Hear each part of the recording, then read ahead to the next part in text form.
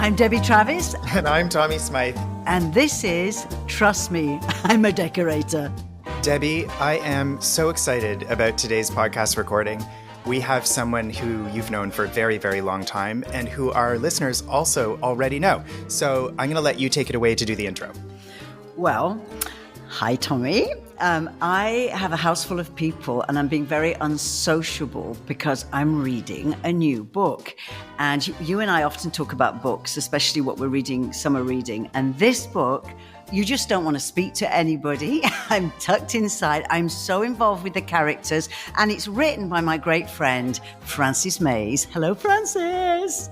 Hi, Debbie. Hi, Tommy. Hi, Frances. It's so good to have you back. I wish we were all together in Tuscany. I know, as we were a few months ago. You're in North Carolina, right? Yes, I just came home on the tailwinds of the hurricane that passed through. But we made it. You made it. Well, that's great. And Tommy's in on a lake somewhere. I'm in Muskoka, north of Toronto, on the lake. I'm boiling away in Tuscany. But there's so much I want to ask you and so many kind of angles that we want to kind of take this in. But let me just say a little bit. So this book is called, and I think it just hits everybody because it's something that everybody wants with their partners, A Great Marriage.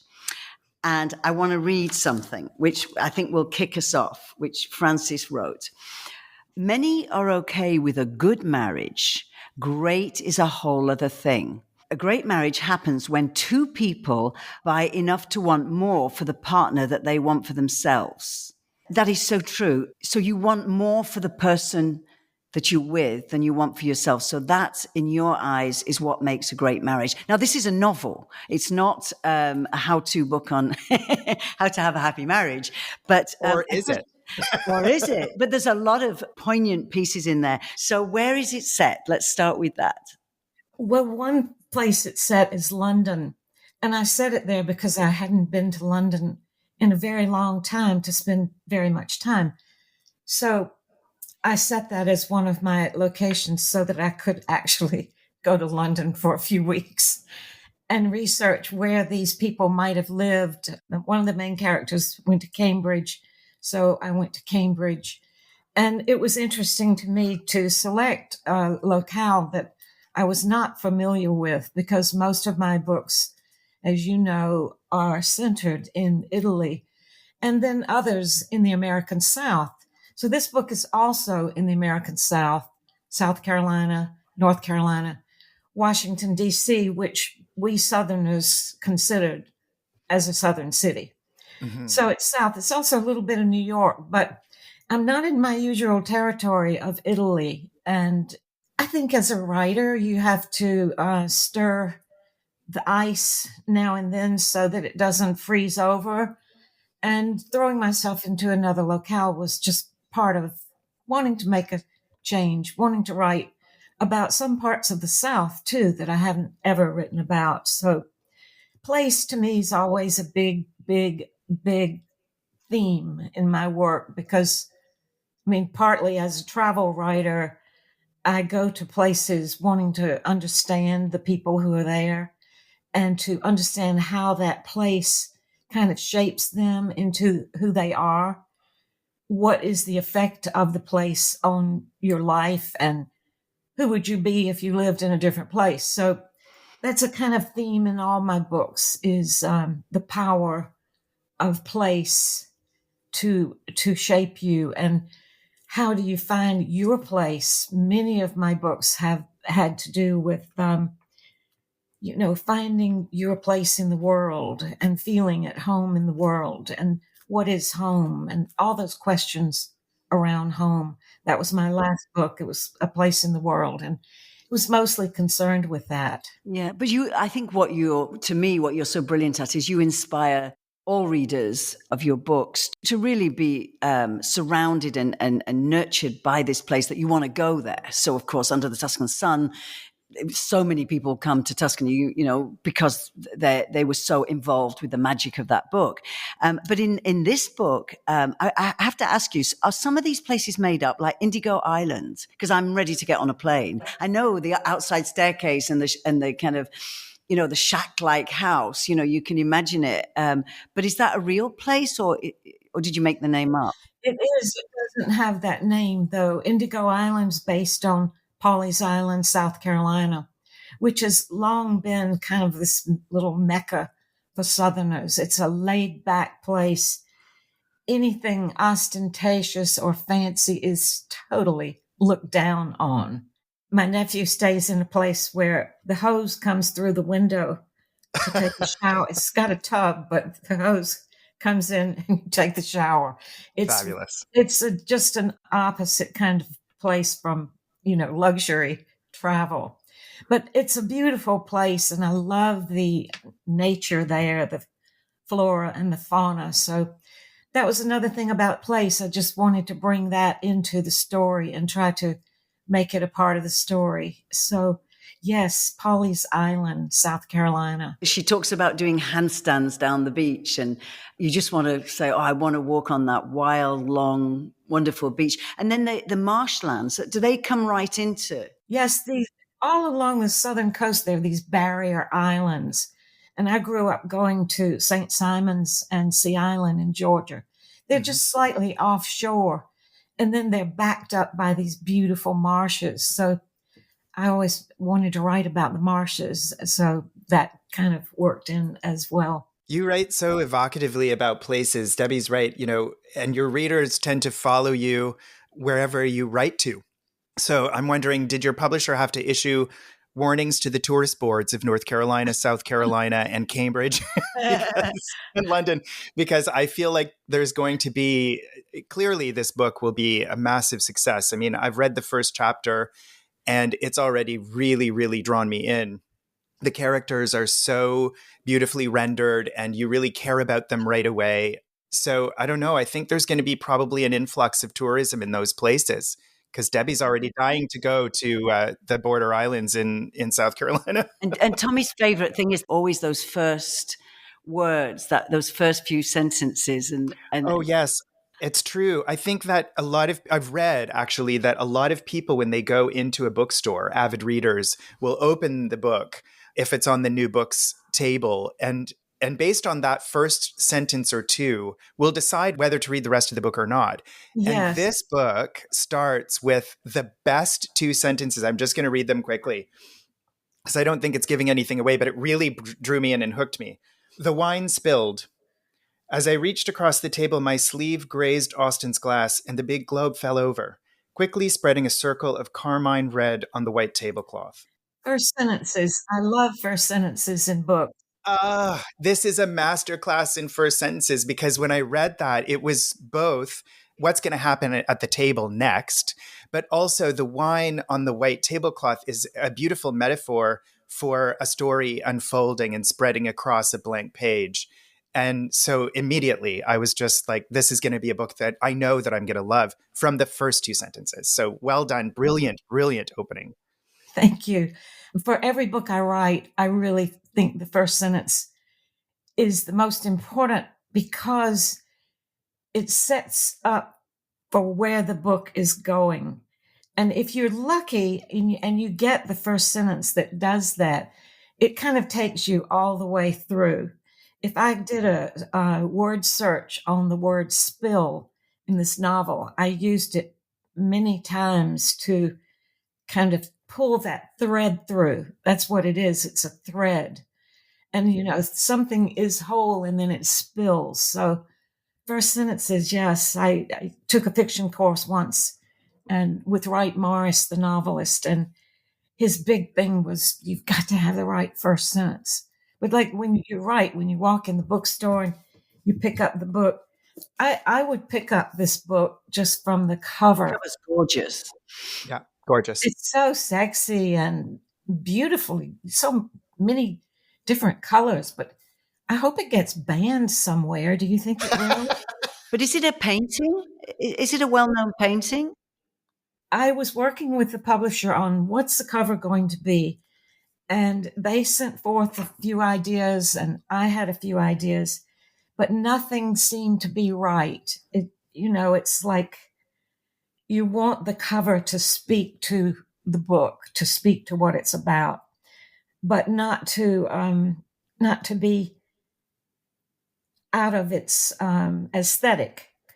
And I was thinking the ones that we were looking at were too much out of the aesthetic. One was a half of a bride, and it was metaphorically too obvious for me. So I went online and I looked at contemporary paintings of couples, contemporary paintings of marriage, contemporary paintings, scrolled and scrolled for days looking at paintings. And I came across this painting. It's by a Russian artist. And by the way, I can't send him a book. The mail is blocked between our two countries, which I think is a terrible thing. But when I get back to Italy, I think I can send him one. So he was thrilled. Imagine getting a email out of the blue saying, we want to use your book on the cover. And he was very, very gracious about it. So this was a great find. It's beautiful. But it really fits because, like Tommy said, what's nice about the opening is that it could be anything. It's a spilled glass of wine, but it's the beginning of it's the arrangements and I've just done my two kids' weddings, a couple of years ago, and the chaos of putting on a wedding and all the craziness and the personalities and all this is unfolding, and then bam. And it's everybody's fear and it's everybody's worry. And that first chapter, Frances, the way that these characters are introduced, it's almost as though you're going around the table and meeting each one of these characters and understanding their relationship to each other. And I love that, the title of the book, A Great Marriage, as soon as you read that first chapter, you're not really sure which marriage this book is going to be about or whether it's going to be about all of the marriages. And you have these amazing examples of, like there's the matriarch, Charlotte, and she has had 2 marriages. And then there's the ingenue, Dara, who's just about to have a wedding. And then there's Lee in the middle with this long-term marriage. Like it's just really sets it up for, I'm dying to know what happens to these people and what has happened to them leading up to this dinner. No spoiler alerts. No spoiler alerts. No, you're beside a lake, so just pull up a chair and put your feet in the water and spend the afternoon with these crazy people. Yeah. So, Frances, we saw each other lots of times, thankfully, this year in Italy. And you and Ed, your husband, were talking about your trip to India at the beginning of the year. And Delhi is a part of this as well, which gives you this other wham, and Yes. you describe this family home very similar to the way Italians live on each floor, the grandparents on one floor. And you describe this kind of Indian version of a mixed family all living together, which was that inspired, but it was already finished, I guess, when you went to India. It was, yes, it was. But I've always been fascinated by India. So I knew something about it even before I went there. But I liked the house. And it was partly based on a friend of mine who lives in New Delhi. I've never seen his house, but he's described the layers of generations in the same house. So it was partly inspired by that. This book has 3 characters from India. And I didn't realize it when I was writing the book, but there's also the main character and his family from London. And then there are the characters in the American South. So there are a lot of different accents in this book. It came up when they started to do the audio. They said, this is really a challenge. Also, I move back and forth in present tense. I keep to the present tense, but even when you're talking about the present tense, sometimes you refer to the past tense. So there's a whole lot of, I think I got it all straight, but there's a lot of tense work and accents. So they were really scratching their heads. And I'm very excited to hear the audio because they ended up having 9 different actors. Oh, they did. Wow. Wow. It's not just one person reading it. They felt like that would just be impossible. Too flat, wouldn't it? And the tense things and so forth. So we mapped out how the whole panoply of voices was going to work. And they say it's turned out magnificently. So I can't wait to hear that. I mean, that's a real plug for the audiobook because I Yeah. mean, it's like like an old RKO radio broadcast of, Yes. those dramas Yes. that you would get. Yes. Fabulous. Yeah. I said it's like an old radio play. Is it going to have horns and whistles and Yeah. books And clack, dropping clack, and clack. stuff like that? Yeah. I didn't go that far. Right. And will the audiobook come out at the same time as the novel? Yes. But, each book is different and it brings out a different side of you as a writer. And in this, I got to pay some homages to people in my life. My whole career before I wrote the Italian books was as a teacher in a university. So my character Lee, that's my job that she has and my frustrations and my trying to write publishable things to get tenure and all that kind of stuff. So novels are so different from writing nonfiction. They are a whole created world. When you write nonfiction, you've got the story. It's the subject, or it's your memoir. You've got the subject. All you have to do is write it well, make the best selections, get a great structure. There are many things, creative things to do, but you don't have to invent characters, and you don't have to see this character at first and try to project what that character is going to be all the way through. It's just such a different process, and you get attached to these characters. I used to hear novelists talk, and they'd say, "Oh, my character tells me what they're going to do." And I thought, I don't believe that, but it's kind of true. You get into this character, and because they have this characteristic, it's developing this characteristic. So there's just a kind of exciting, exhilarating process to trying to get it right, trying to make these characters have real lives. And Frances, do you pin them up in front of you? Do you have, sheets with their characters written on it and you keep coming back to that? Do you take photos? I mean, do you have pictures of what they would look like? I usually develop a picture in my mind eventually, like Dara, my main character, looks like my daughter when she was very young. Mm. And I had that kind of image in my mind. But a lot of writers have, big mood boards for the novel with timelines, and you have to do some of that, but I just keep a little notebook, and I go crazy because I can lose track and have to go back and think, what the hell did I say about that? And it's a lot of juggling. On the last page, you can't have the cigarette still burning that they lit on page 6.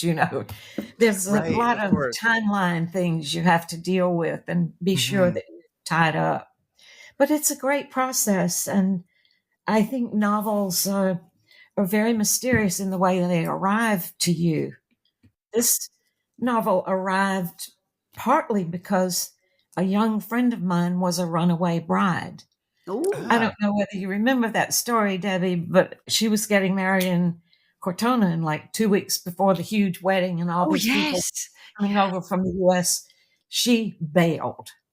And wow. Everything was in order. Every, napkin was ordered. Oh, it was all ready. It was so, yeah. Oh my God, I remember that. The groom still did it, right? No, she still came to Cortona with the wedding party, but without the groom. Without the groom. Wow. It was partly inspired by that. It was also inspired by a family secret. I could not believe, because I'm someone who can make relatives talk and get to the bottom of things and put things together. I could not believe that there was this secret in my family for 25 years that I had not ferreted out from anyone. And I found out just by chance. And there's still other people in the family who don't know about this. Well, they're about to. No, because I totally disguised it. Ah. But it is about a very unexpected event in a couple's life. I just will say that. But in this case, it proved to be something incredibly drastic. Wow. But the choice my relative made seemed to me a very understandable choice. I could not believe the choice. Relatable. So in my book, the character makes the opposite choice. So it was like playing out what it would have been like if my relative had chosen the other path. To turn left instead of to turn right. Yeah. Yes. I'm sure every family has these secrets that go back generations, and it's very relevant to whichever the times are. I mean, the good thing about today is that, maybe people talk about stuff more, but, in my grandmother's time, everything was pushed under the table, and it was what they thought was so shameful, so terribly shameful. We just go like, whatever today, because it can destroy the fabric, can't it, of a family. Yeah. And then, I mean, my family has a family secret that came out kind of 4 years ago, and I found out that everybody knew but me, everybody. And I'm ringing all my relatives going, did you know about this? And you can't discuss it because it's not your story to tell. Yes. I mean, to be able to put that down on paper as a book, I think is such a challenge but also such a talent to kind of capture it. And it's so juicy, isn't it? It's quite juicy. I mean, it's amazing how those secrets live on, and they create bitterness years later, and you can't undo it. It's just can get incredibly complicated. But that's why people write novels, I guess, to explore these intricacies of human nature. Eudora Welty said, beneath one secret, there's always another secret. And that secret holds the kernel of truth. Wow. And I think she was absolutely right about that. Profound. When you're writing a book, and Debbie, you've just finished one, so you probably know what gets you started with it isn't necessarily where you end up going with it at all, because you come to these junctures and sometimes you yourself make some surprising choices. Mm-hmm. You do. And it's very, I could never do a novel, but when you write something that's a story of your own, a memoir type thing, it can stop you in your tracks. And, I would go back in the house with red rimmed eyes, and Hans would say, oh my God, what's happened? And you've gone down a rabbit hole. What fascinates me with journeys going into the past is how we all evolved. And so you may think, oh, my great grandmother was this wicked, da, da, da. But then you go into her story and you're like, no wonder she was like that. What happened to them? And it's just this constant unfolding of humans, of how we are. And sometimes I think today maybe we should have a few more secrets. Maybe things are a little bit too open, but to get it down on paper, I just think is so marvelous the way you do that. The hard part is that everything has to make psychological sense. It's thinking exercise, as well as being creative and trying to make a story that has heart and has meaning to you, but just all the logistics of it are the hard part, I think. We're just going to take a quick break. We'll be right back. Hey, it's Kaylee Cuoco for Priceline. Ready to go to your happy place for a happy price? Well, why didn't you say so? Just download the Priceline app right now and save up to 60% on hotels. So whether it's Cousin Kevin's Kazoo Concert in Kansas City, go Kevin, or Becky's Bachelorette Bash in Bermuda, you never have to miss a trip ever again. So download the Priceline app today. Your savings are waiting. Go to your happy place for a happy price. Go to your happy price, Priceline.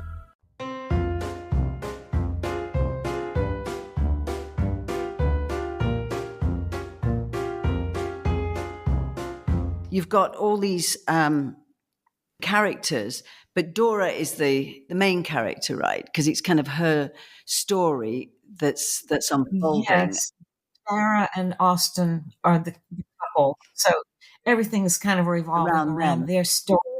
It's their story that's moving out in concentric circles to all the characters around them. And there are a lot of characters. I think some readers might think there were too many, but I wanted them all. So No, I mean, even as I said, when you read through that first chapter, the way that you present the characters is so brilliant, because it is like going around a dinner party table and being introduced to new people. And so it really is an amazing way to establish that there are multiple characters and how they're all connected. I thought it was brilliant. But I wanted to ask you, Frances, you've sort of mentioned that the journey of coming to write this book started with this sort of a couple of different ideas that came from different parts of your experience and your life. How long does it take you as a writer to sort of get to the point where you're actually ready to sit down and put this onto, right into the book? for me, it was that first line. It came to me just kind of out of nowhere. It was nothing that I was thinking of doing, writing a novel. I was actually thinking of writing a book more about the whole Mediterranean area, which I might do later, but I'm not sure. That line came to me, the wine spilled. And I wrote that line on a piece of legal pad. And I thought, where did it spill? And it was, an opening. It's like the wardrobe, the back of the wardrobe fell off and you were in a different situation. It just sort of sets it up for what's going to happen next. And you really do immediately, when you pick up this book, begin to wonder what has happened to these people up until then and what's going to happen next. And to me, that's just that Debbie, in a previous podcast recording, described a book. She invented a word, Frances. She described a book as unput-it-downable. I thought that was a real word. It's definitely not a real word.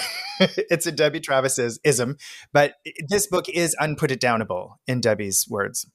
It is, because there are a lot of characters, and I'm one of these people who has to keep flicking back and going. When I read historic novels, I love it. Like Philippa Gregory, I love it when you've got the family tree of all the royals at the front, because I can keep going back.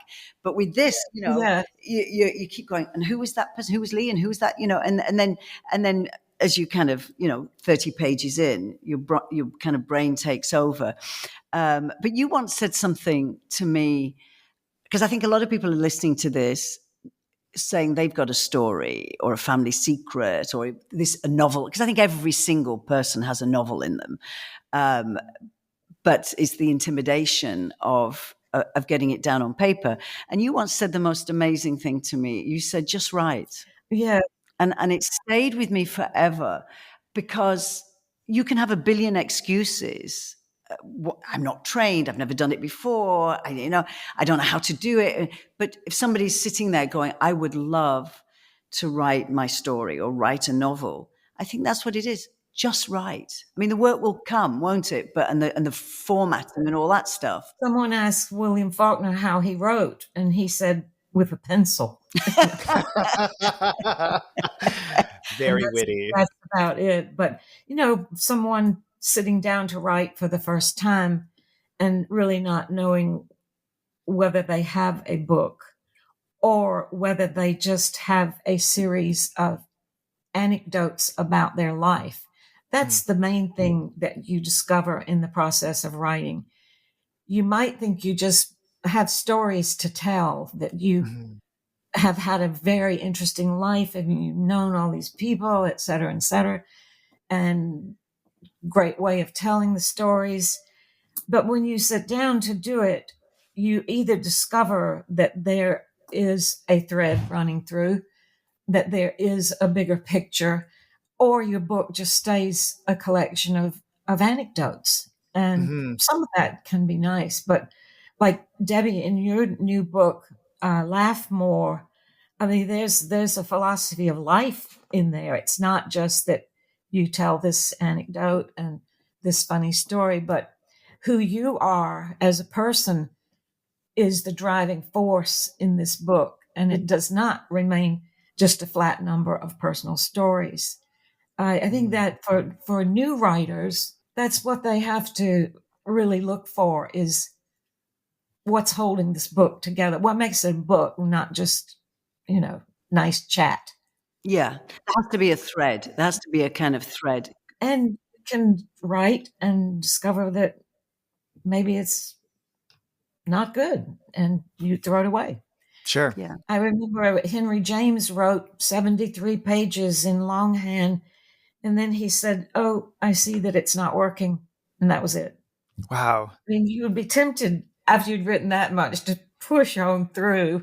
Yeah. But he saw that he didn't have it for that story. He had many others, Sure. but he just abandoned it. And that takes courage too. It does. It takes a lot of courage. And you once told me also that when you wrote Under the Tuscan Sun, you sent it to 40 different publishers and it was turned down. And you said that the woman there said to you, I just don't, it seems really strange. It's, jumping off the shelves and it's selling really well. It must be the cover. Yes. Oh my God, And I'm that's so sitting there rude. thinking, yes, it must be. That's so rude. Oh my God, that's so rude. But that gives people hope, because you're so self-conscious with things like this. Whenever anybody starts something out of their comfort zone, which is really the start of everything, am I good enough? Am I, can I do this project? Can I, jump into this new genre?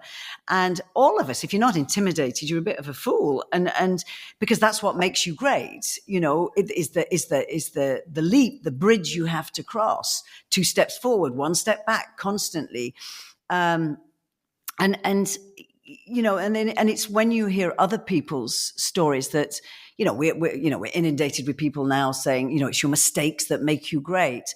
But it's also other people's and the people who were rude and the people who knocked you down and the people who didn't think you were very good at this. I did a deal with Clarkson Potter, which is a segment of Random House, when I did my first decorating books. There were 8 books, and the first one did very, very well in the US. And I went down to New York, and they said, we'd like to do an 8-book deal. And I told my stepfather in England, and he said, this is so British. He said, how's that book thing going? And I said, well, actually, Dad, they're going to do 8. And he whispered down the phone and he says, if I speak to your granny, you could sell 9. That's fabulous. No, Dad, I haven't sold 8 books. They're going to do 8 different books, but it's just, you have to have a sense of humor because, if you fall about crying, you won't move on. And No. I think it takes somebody of Francis's greatness, everything you've done that is so inspiring to all of us. It gives everybody a boost, that you sit there scratching your head like everyone else, staring at a blank paper or a screen. And sometimes you write stuff and, you can work on a paragraph for a month and it still goes nowhere. And you tear it up and you go, I'm useless. I can't do this. Yeah. But it's all part and part. Yeah. I mean, I'm sure, Tommy, you do this with design and it's like, you've got it in your head, but it's just not working, and you can see that space and you're like, why can I not do that? What is wrong? What is the challenges? What is taking it, like you say, a great marriage from a good marriage to a great marriage? Yes. Do you have a great marriage? Was Ed a big part of this? I do. I know a lot about marriage, having lived this long and had so many family conflagrations and living in the storm path of my parents' marriage. And, you just know a lot about marriage, just having lived. And I've always thought that the therapists who tell people constantly that marriage is a series of compromises really had the wrong end of things. I think if you have to constantly compromise, nobody's getting what they want. Well, you say that in the book, and you say that's not a good way to live. It's not about a compromise. Yes, it's not about the compromise. It's about exalting the other person. It came through my early relationship with Ed when we had some kind of disagreement or something, and I was ready to argue. And he would say, I'm so sorry you feel that way. What can I do? He totally took my side. And when somebody does that, you're completely Kills an argument. you're completely at a loss. Yeah, it's disarming. Very disarming. It's Yeah. very disarming. So you find yourself rising to that level as well. Mm-hmm. And it's a whole different thing than, working on marriage like it's some old car, people tinkering, thinking they have to go to therapy to work out everything and compromise. And if you're lucky and you can love someone, seeing them at their very best, I think it's a great stroke of luck if you can do that. And I don't think it's that common. I think most people work out a good marriage based on many things, but this other kind of marriage is, I think, at the heart of what I wanted my book to be about was that there's good, and then there's great, and then there's time for a good divorce. So, yes, the sequel will have to be called A Great Divorce. yes. Because it is true. I mean, I can say observationally, I've spent some time with you and Ed, and I've spent a great deal of time with Debbie and Hans, and both of you have great marriages. And I think one of the hallmarks of those relationships, if they have something in common, because all relationships are unique, is that when you're around you and Ed or Debbie and Hans or all four of you, you can see that each person is highlighting the greatness about the other person. Mhm. And you don't hear, criticisms, or all you hear is how great they are. And, Debbie and Hans, when the other person isn't around, are quite complimentary of each other and will say like, oh, he's the best at this, or, she is the most amazing in this way. And I think that is truly what a great marriage is. You both have it. Well, if you'd been in my kitchen half an hour ago when Hans said, well, as I was stacking the dishwasher, because I've had nothing but guests here for the billionth time, and he said, "You are the worst dishwasher stacker ever." Well, he's now lying on the kitchen floor with a knife through his neck. Then you stack the dishwasher. So yes, it's not always like that. But you have a partnership, Tommy, which is great. You both do your own thing, and I think that, to me, is so important, that you have your own loves of life. Yes. And reading, like you just said, Francis, reading the situation, and Ed probably knows there's no point jumping into an argument. He might as well say, well, that obviously upsets you. Let's, Talk it out. and I think that's true. It's reading the situation. My sister said, what's the name of your new book? And I said, A Great Marriage. And she said, who has that? Fabulous reaction.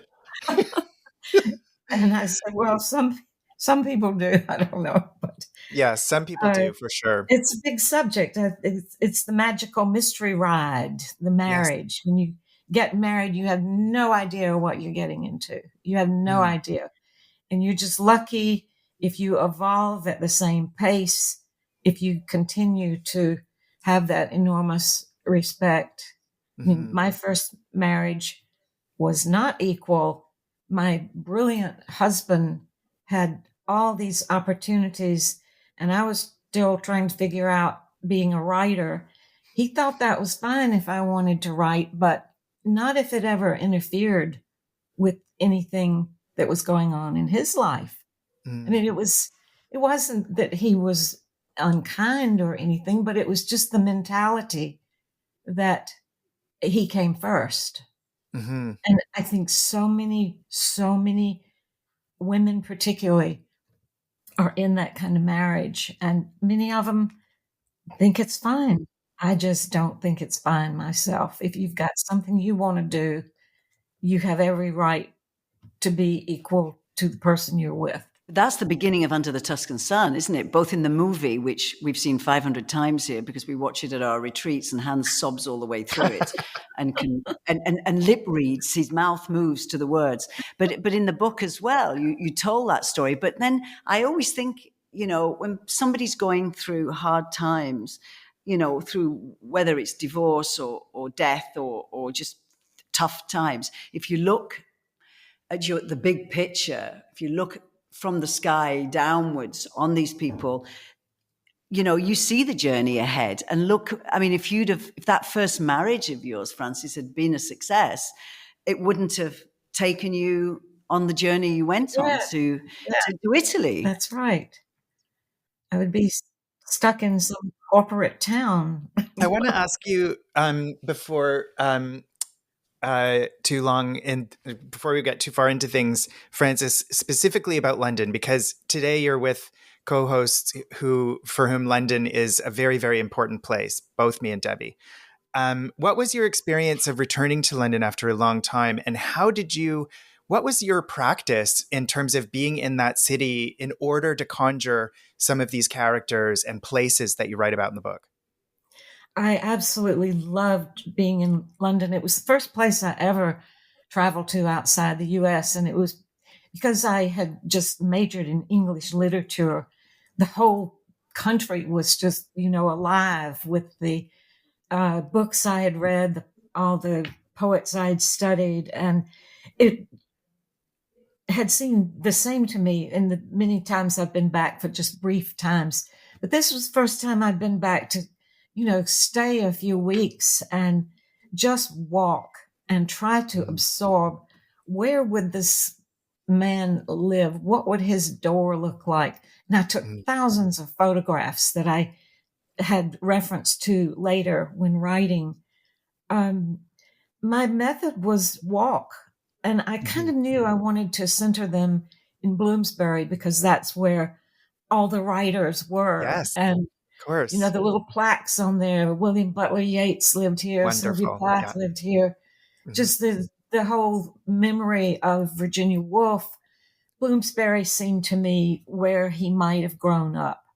So I took photographs of architectural offices and bookstores, and I used those as my note-taking. I used to take tons of notes in notebooks, but now a lot of my note-taking is just photographs. I like the way you say the door, because the door, I think in many movies or many books, the doorway to somebody's home is so important. If you think of Love Actually, the crying outside the door when they stand there with the signs, and Notting Hill, gay Notting Hill with Julia Roberts, that door is now on the tourist map, and it's still there, painted probably 500 times. And I don't know if it was a book, but my favorite movie of all time, which we were talking about last night, is Damage, which was Jeremy Irons and Julianne Binoche. And it was a tiny little mews where they had this affair. And it was always set going in and out of this doorway. And I knew his door was kind of the color of my blouse. That you see that blue a lot in Bloomsbury, that facades of bookstores, that blue, really deeper than Greek blue, is so prevalent in London. Sitting in the parks, going to restaurants that might have been in their neighborhood and seeing what wine they might have ordered, and just trying to absorb it and be there, try to see London from the inside out rather than as a tourist, seeing it from the outside, trying to get into it and actually see how people live there. There are two really terrible things that happen in this novel, and they both happen in London. And so I had to research hospitals and where somebody might have had an accident and what hospital they would be taken to, all these little details that make up the fabric of the book. So in a way, it was like being a travel writer. You go to Calabria, you've never been to Calabria, so what are they doing down here? What are they eating? You just try to get inside and absorb that sense of place so that you can imagine breathing there. Not what it's like to pass through, but to see what it's like to actually live there. Very immersive. It's a very immersive process. Do you write daily as you're experiencing this, or do you immerse yourself and then walk away and recall what you learned? Both. Sometimes I, sit down and write for a couple of hours. Sometimes I just take notes. I don't have a good writing process. I'm not disciplined. I'm not good at keeping a schedule. So I can go for weeks without writing or even thinking about it. And then, some brainwave comes through and I sit there for 5 days without looking up. So Wow. my process is very erratic. I guess all writers have their own secrets. There was the German poet Schiller he opened his desk drawer and took out a rotten apple and smelled the apple before he could write. Now that is getting really weird. Yeah, that's super weird. I think all writers do have their moments. Like Ed, my husband's a poet. He has to be in a totally dark room to write, and it has to be like at 6 o'clock in the morning. He's never written a poem after 9 o'clock that I know of. Wow. So, you just figure out as a writer what works for you. And after a while, you don't castigate yourself that you're not doing it the way some people do, that you have your own rhythm. You begin to think, well, that's what works for me. Mm-hmm. It's getting that thought process, isn't it? I find if I'm lying in bed in the morning, like just after you've woken up and you start thinking about your day, you start thinking about this, what you're writing about, it's suddenly all that stuff comes at you. Because I think I'm probably at the brightest, 7 o'clock in the morning. I write best after 2 glasses of wine late at night. There's nothing healthy about when I write well. It's not healthy. So if I wrote a novel, it might kill me. and Francis, you're going on a book tour across the US. So is it quite hard when it's a novel? Because when you did Under the Tuscan Sun, which was really, I'm not sure, is it a memoir? Is it, you're telling the stories of this property unfolding and the whole journey. But when you go on a book tour, you can't give too much away. You have to. It's really like we're talking now. Yes. We don't want to talk about what happens. But how do you sit on a stage? Do you have somebody interviewing you, or do you take questions? Debbie's asking for a friend because she's about to go on a book tour. Yeah. Some of my events have a moderator that I'm in conversation with, and I've never really done much of that because in general I prefer just to be totally in control myself. But you do get a lot more spontaneity when there's a moderator because you don't know what they're going to ask you.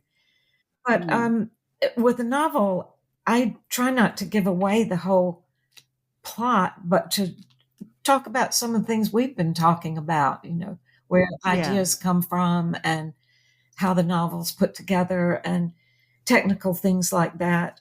And then I like to have a lot of Q&A time for interacting with the audience, because usually in your audience, there are people who've read a lot of your work, so they want to ask you about other things. Mm-hmm. So that's the way most of it happens. Marketing books has become quite different because now there's so many formats like this where you stay at home, but you're still reaching a lot of people to tell them about your work. Mm-hmm. So book tour is not quite what it used to be. My publisher doesn't send people on these huge book tours much anymore.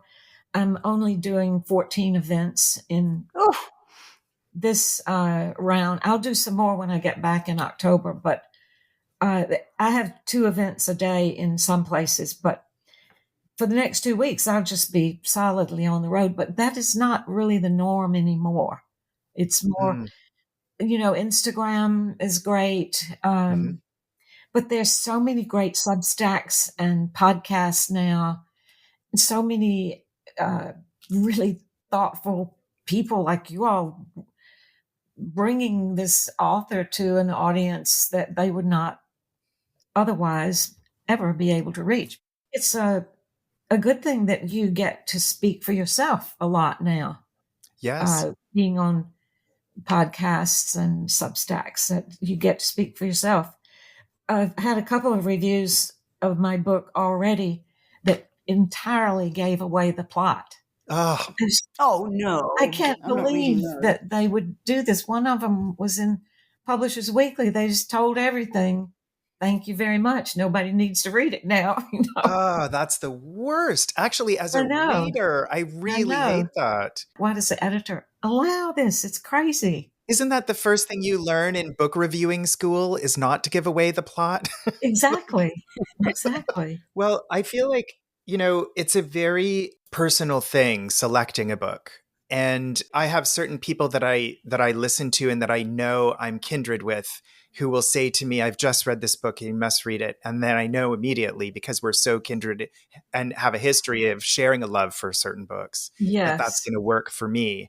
But I can tell you, Frances, I am so hooked by this book. Your publishers were kind enough to send us a digital galley. I can't read books on screens, but I also have a policy that I always purchase friends' books. Even if their publisher wants to send me a free copy, I go out and I buy the book. Oh, that's sweet. And I think it's vitally important for people to support authors and to support literature and to buy books and to go to bookstores and hold this in your hand, this physical thing, this wonderful, miraculous thing that takes you to another place.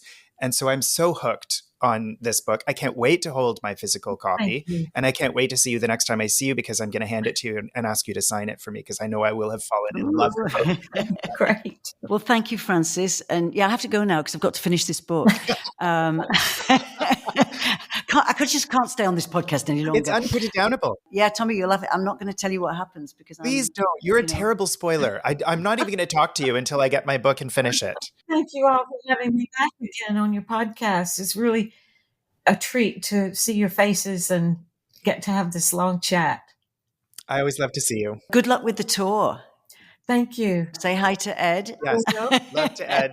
A Great Marriage, everybody, by Frances Mays, published by Ballantine. And we'll have a link in our podcast notes where our listeners can go and click on that link to go directly to purchase the book, because you must do that. Brilliant. Bye, Frances. Bye, you all. If you're enjoying this podcast, please rate us, send in a review, and make sure you're subscribed on Apple Podcasts, Spotify, iHeartRadio, or wherever you get your podcasts.